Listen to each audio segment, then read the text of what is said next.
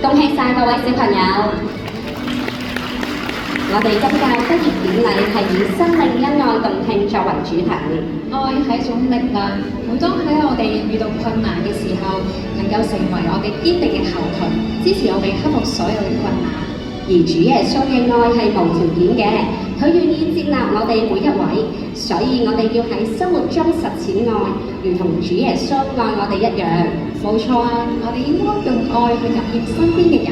例如愛錫我哋嘅家人、朋友、老師等等，並且要時常關懷身邊有需要嘅人，將呢份愛傳遞落去，讓生命恩愛動聽。